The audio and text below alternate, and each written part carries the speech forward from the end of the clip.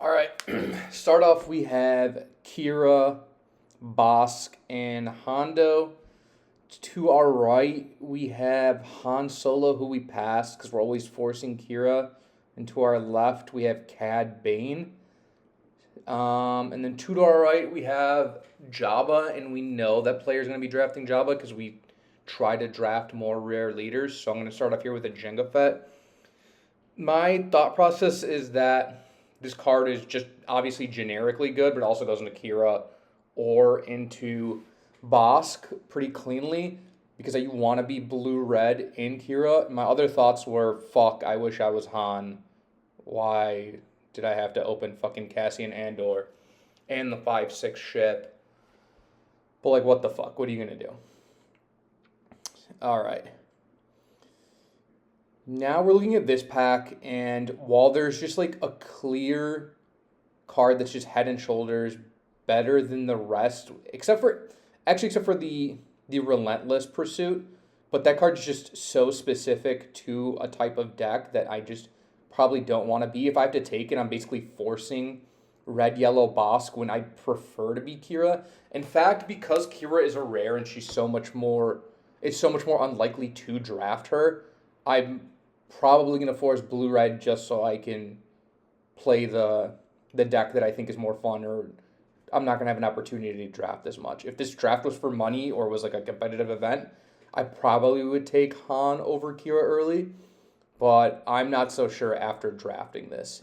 Now here's an interesting part because now we get a pirate battle tank. This card is very strong in my opinion, and it's kind of one of the cards you want to look for when you're green, but when we go past it, we have a huge signal, which is Lom Pike. We just slammed the Lom Pike. The card is too strong. We want Pike Sentinel. The tank is fine. But now it also probably puts Cad Bane into green yellow, which I think typically is what he wants to be. So now this like deletes any like friction we're gonna have for the portion of the draft when Justin, the person with the Cad Bane to our left, is drafting to us. We're not saying that the tank firmly puts him into green, but increases our chances, and like hopefully he reads that as a signal. And now we're not competing for the same types of villainous cards. Here's another one, the Crosshair Sniper, or whatever he's called. I think the card's actually pretty bad, personally, but I don't know. I just haven't had any experience. But there's another tank, which is like a clear signal, which is a little confusing now because that means two have been passed from the right, which I assume the person two to my right is Jabba the Hutt. So now I'm kind of like, what the fuck is going on? Because I was under the assumption that they have a very similar draft mindset to me, where they prefer to draft rare leaders that are playable in order to get the chances to draft them. So because drafts are limited and we can't choose them. We can't choose them as often. Like, I actually think it's not close. I'd take Pirate Battle Tank way more often than I take any other cards from this pack with the context of these three leaders. But I still think in the back of my mind, like, okay, maybe we're just red, or red's being passed, so we could take this and just become the bounty deck with Bosk, which is kind of not where I want to be, because I don't even think Bosk is a bounty deck. I think the strength of Bosk is that he comes out earlier than other leaders, which just naturally makes him more aggressive. I think the leaders that come out on 5 are more aggressive than the leaders that come out on 6, and that's what you should be thinking about. Now we get into some really interesting picks. We have, obviously, the Tanduran Hunters, whatever the fuck they're called. Obviously, they're not Tandoor Hunters. That's a food from India. But, like, these cards are all pretty replaceable in power level, and I'm not super high on the 5-mana 3/4 with capture, so I don't even really read that as a signal. I think I end up actually taking the No Good to Me Dead, or not No Good to Me Dead, the Frozen and Carbonite.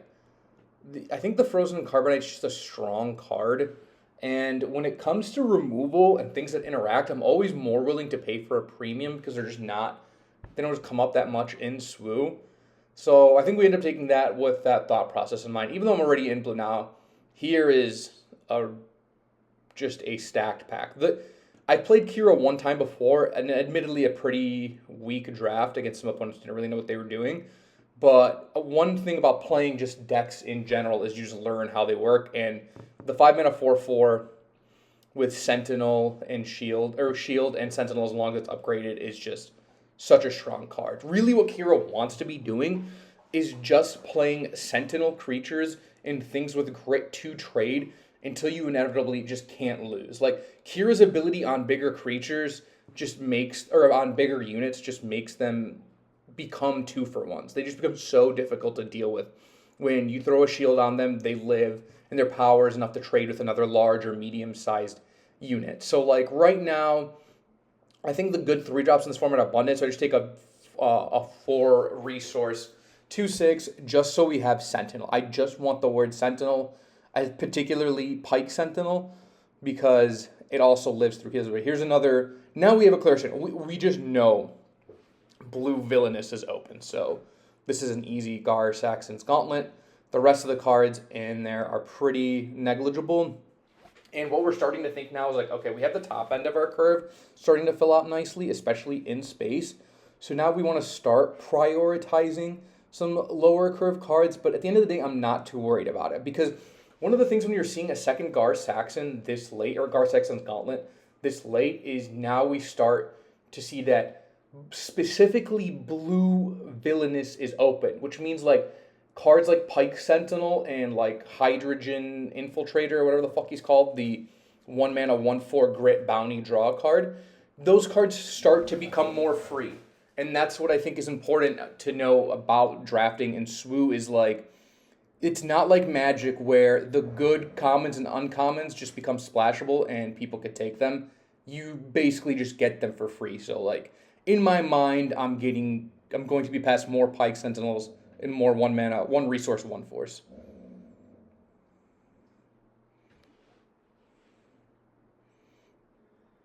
Okay.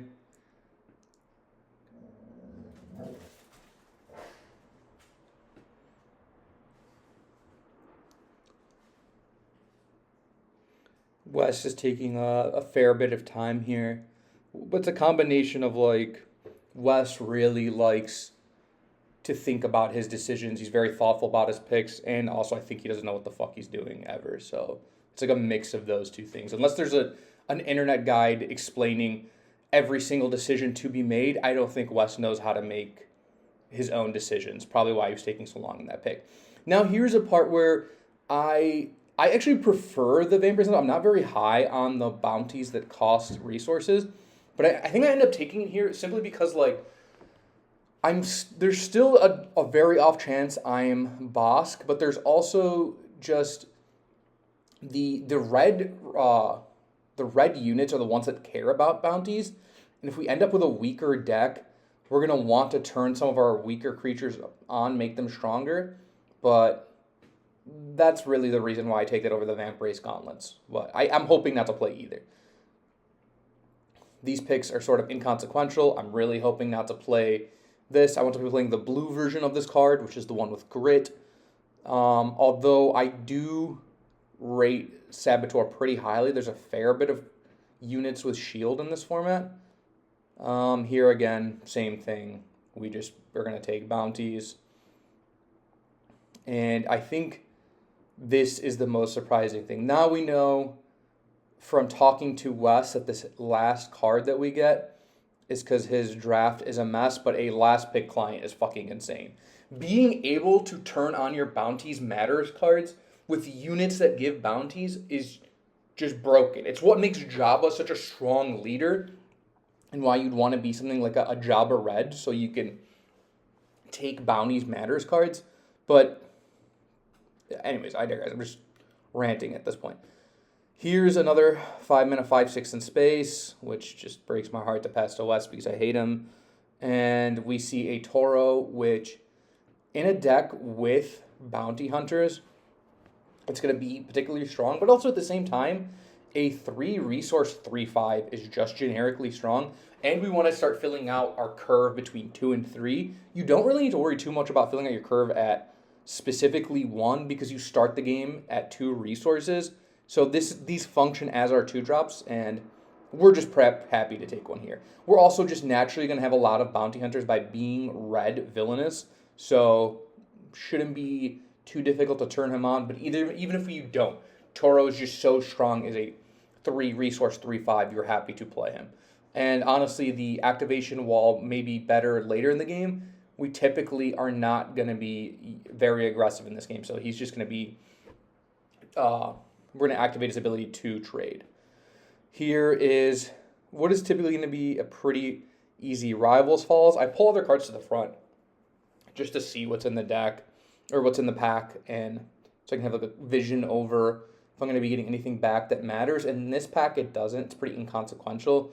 We know we're going to take Rivals Fall. You just want 1 or 2 of them.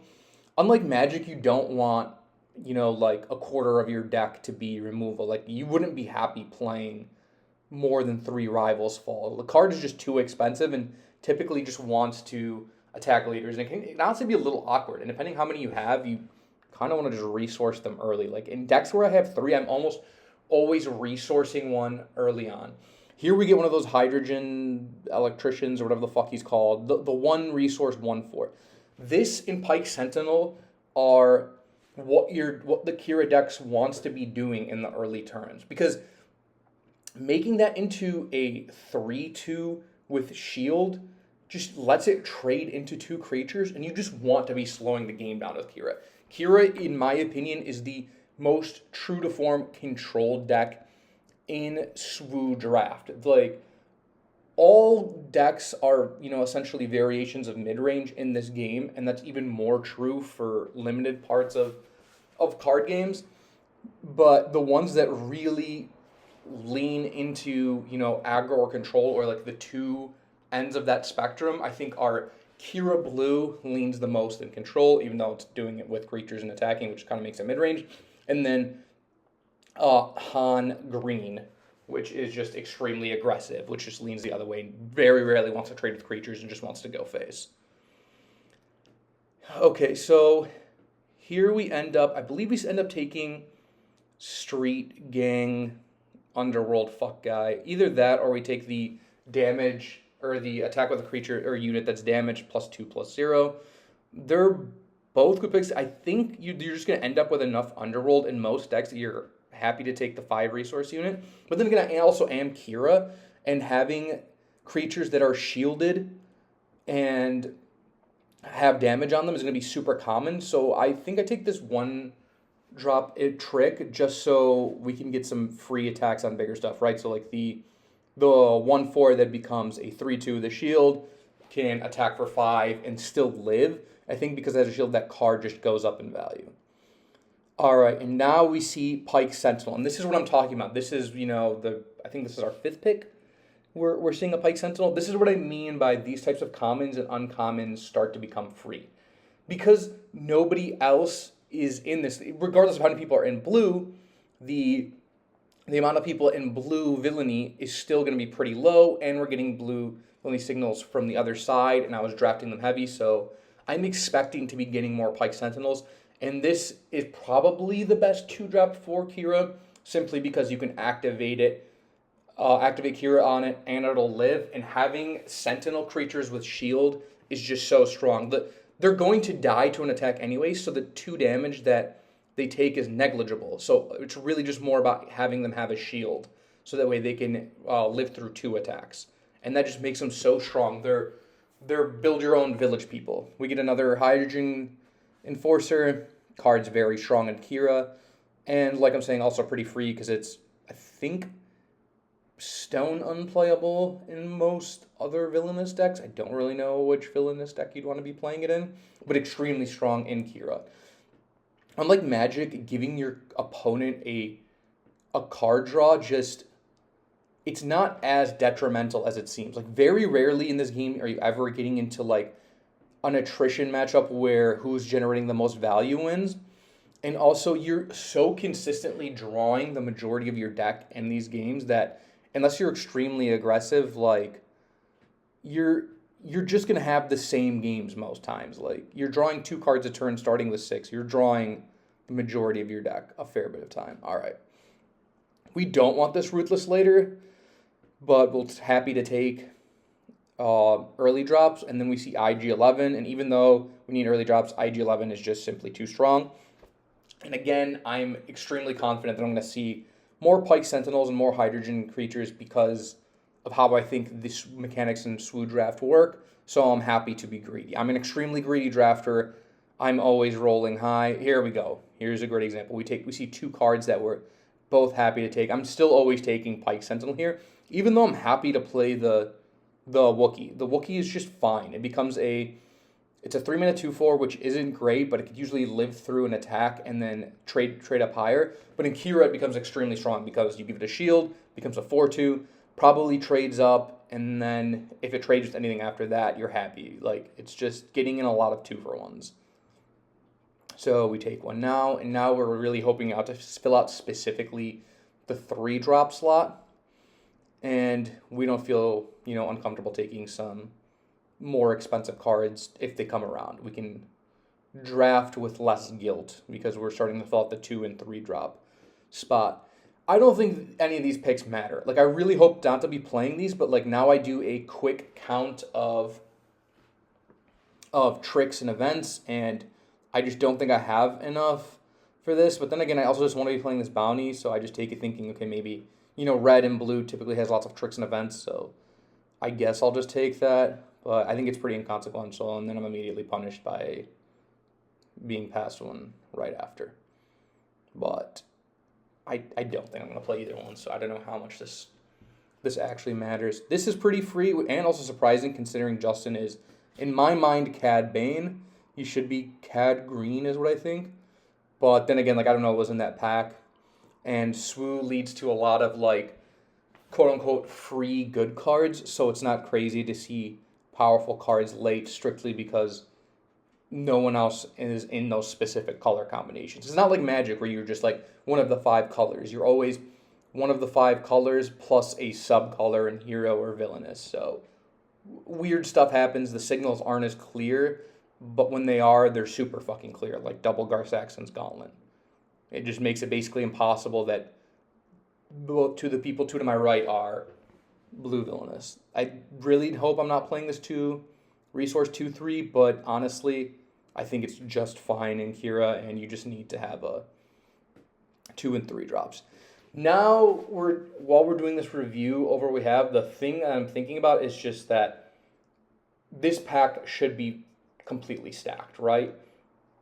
Because of how clear the signals were in pack 1, I should just be getting blue villainous fed to me, and I think that's going to fill out the last of our 2 drops with Pike Sentinels and more of the, what are they actually called? Halogen something? The 1/4s. But we'll see where we get. Right now, I'm pretty happy with where the deck is at. I don't think Django's an amazing rare, but one of the things I think that's so good about this game is how you're just happy to play commons and uncommons and even have them be your pack 1 pick 1. So you just don't need rares to just win the game. It's totally fine. Okay, so here's an interesting thing. We see another Frozen in Carbonite, and while I do like picking up one of these cards, because I do value interaction, even if it's overcosted, I don't think I want a second one, and I don't rate it as highly as the first one if I'm not in yellow, because it's 5 as opposed to 3. If I was in yellow, I'd probably take it here. But I end up actually just taking this 3-mana 3/2 in space. Again, it doesn't live through the Kira ability, but it just has Sentinel. I cannot stress how important Sentinel is in Kira. You are just not trying to win games in Kira. You are trying to close them out by controlling the board state as long as possible. And just having a 3/2 with Sentinel in space is just simply strong enough to gum up the board if they are going to be going space, and then hopefully you can search for your answers later on. Okay, now we start seeing some good stuff. So I do a very greedy thing here. Now, like I was saying, that Rivals Fall is pretty awkward, and the 2 cards that I'm passing, the 3-drop 3/4 and the 3-drop 3/3 with Overwhelm and Grit are both extremely strong in this deck. The 3-drop heals itself after attacking the creature and always living, which is extremely strong. The one in blue, and then the other creature just combos with their deck. But because I think we're so cleanly in our colors, I just assume but stuff is going to be given back to us. So I'm straight up gonna be greedy. I'm gonna be greedy again here. I'm gonna take a 5 drop because I still think that we're just gonna be gifted free cards because of how much blue Villainous is underdrafted. This isn't even close. This is probably the best card in Kira. Your ability to activate this and make it pink for 2 and have shield is just crazy. The card is just so strong. Also, when you can turn on bounties with the client, it's strong. And let me think, okay, yeah, but they can just take out the client. It's a 3-drop. It's probably dead by the time we have our 5-drop out. Typically, yes, but you're not always playing on curve, and you can always activate the shield effect back on the client because it has 5 toughness to do it over and over and defend your client to keep these activations on. Typically, activating for bounties matters isn't that important, but it is when you are playing the evil Wookiee. Now we just take a 3-mana 3/4 in space. This card is just generically strong. Its effect is strong. There's not a ton to say about this. You should just be playing punishing ones. Again, I think we have some downtime because there isn't someone explaining step by step to Wes on how to draft. So it's going to take him a second. All right, we look here. We see another punishing one. We're almost certainly taking that. The 5-drop 5, was it a 5/7 or 6/5 or whatever it is? It's just meh. I just don't care about bounties. I don't want to play bounties matters cards. I want to stay away from them if I can. I'm taking punishing one, and I'm very happy to pick that up. Now we're fleshing out our curve in both space and on the ground, so this card's pretty good. It gives us like a lot of redundancy and consistency, and I think that's important for decks like these, where you're not sort of going all in on an aggro plan.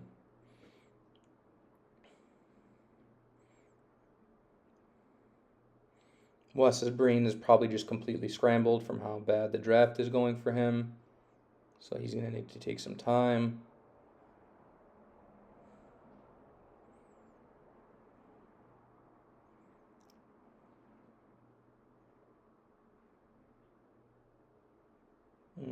All the time in the world to look through our deck. Our curve is starting to look just better. I don't even know what the word to describe it. It's just like just filling itself out. So like we don't feel like we're just auto losing to aggro decks. Wes is having the longest pick of his life. He doesn't know where he is in the world or what's going on. How did he get here? Why is this decision so hard? I think at this point I'm actually looking at Wes's draft because has the cards that are all villain and he's clearly in heroic. Yeah, I think that's what ended up happening is... Oh, no, this isn't the pack. Okay, now we just have an easy... a 3-resource 3/3. What is it called? Yeah, the Deathwatch Loyalist is just... This card is so strong in Kira. Having it become a 5/1 shield with Overwhelm is just ridiculous. I actually think the card underperforms in most other decks. I think a 3-resource 3/3 with a bunch of text stapled to it just isn't strong enough when most of the format has 3-resource 4/3s. And obviously you could trade into them, but like so can the rest of the 4/3s. So like grit kind of becomes irrelevant because it's usually trading. It's not attacking something and living. And there's not like really clean ways to give something with that low of life damage without killing it. So Kira just becomes so strong in its ability to turn that on. And having it trade up with 5 power is just crazy, especially because it lives and tramples over or overwhelms. The card just becomes so strong in Kira. Which is another interesting thing about drafting Kira, I think, is... Oh, yeah, no, this is the pack. So, Wes was waffling between taking the 2-resource Villainous 3/3 with Overwhelm and deal 2 damage and a Super Commando unit. And I was watching him make this pick. And Wes is a very strong drafter. He understands signals. And I was like, oh man, I hope this guy makes the mistake. This is just a gift. Sorry to cut myself off. I'm just taking this another one.